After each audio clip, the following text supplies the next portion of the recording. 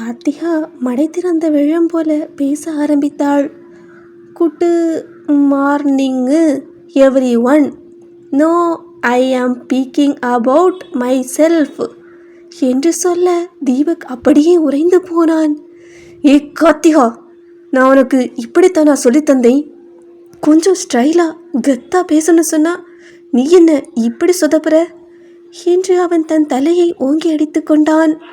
அவன் தன் தலையில் அடித்து கொண்ட சத்தத்தை கேட்டு கார்த்திகா பதறி போனாள். என்னங்க, என்னாச்சு? ஏன் இப்படி தலையில் அடிச்சுக்கிறீங்க? நான் ஏதாவது தப்பாக பேசிட்டேனா என்று கவலையோடு அவனது கையை பிடித்து இழுத்தாள்.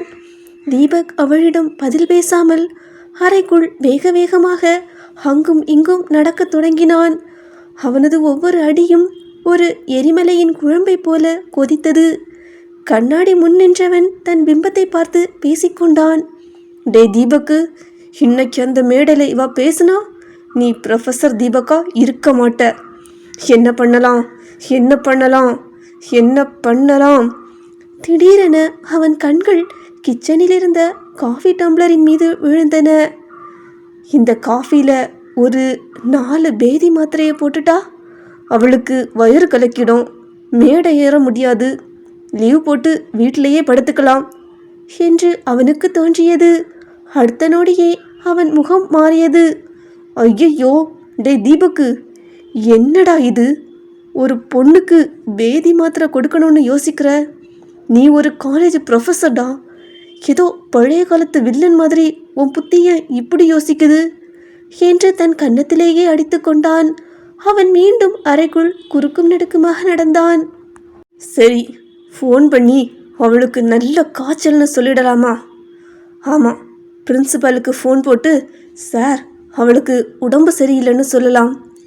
உடனே அவனுக்குள் மீண்டும் ஒரு பயம். ஐயையோ, அப்படி சொன்னால் அந்த பிரின்சிபல் பரவாயில்ல தீபக்கு, டேப்லெட் போட்டுட்டு வர சொல்லுங்கன்னு சொல்லிடுவாரே, அப்புறம் என்ன பண்ணுறது? ஒவ்வொரு நொடியும் அவனுக்கு ஒரு யுகமாக நகர்ந்தது. கண்ணாடி பிம்பத்தில் தெரிந்த தன் முகத்தை பார்த்தவனுக்கு தன் மீதே வெறுப்பாக இருந்தது. கார்த்திகா மீண்டும் அவனை பார்க்க, அவன் அவளை பார்க்க, இருவரும் பார்த்து கொண்டே இருக்க, இவளையெல்லாம் கூட்டிட்டு போய் மேடை ஏத்துனா என் மானம் கப்பல் ஏறுறது மட்டும் உறுதி. ஏதாவது பண்ணியே ஆகணும். அவனது கை நடுக்கம் அவனது பயத்தின் ஆழத்தை உணர்த்தியது. அவன் கண்களில் அத்தனை பயம்.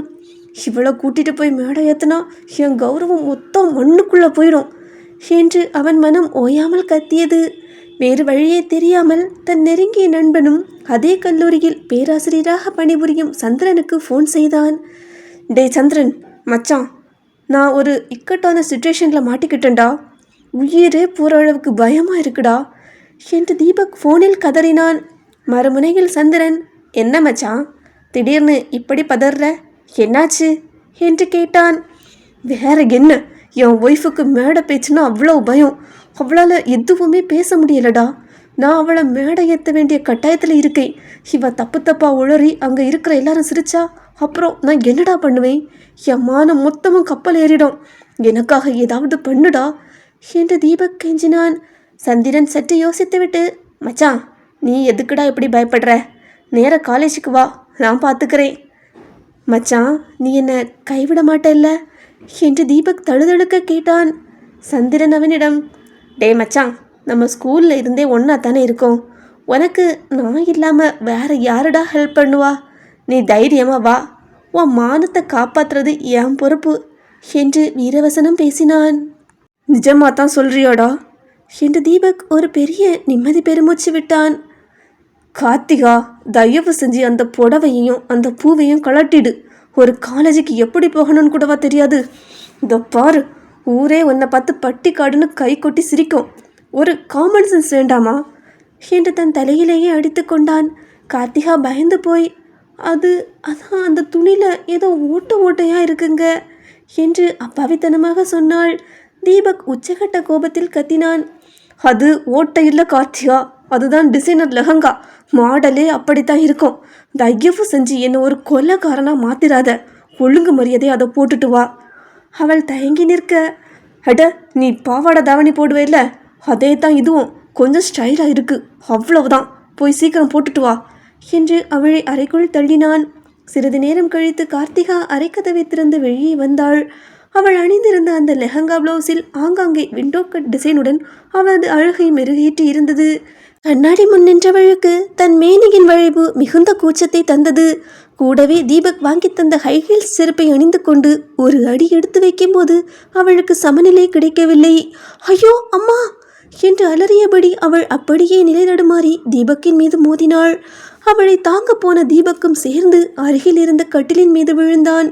தீபக் அடியில் இருக்க அவனது மார்பின் மீது கார்த்திகா விழுந்து கிடக்க அந்த சிறிய அறைக்குள் மௌனம் தத்தளித்தது.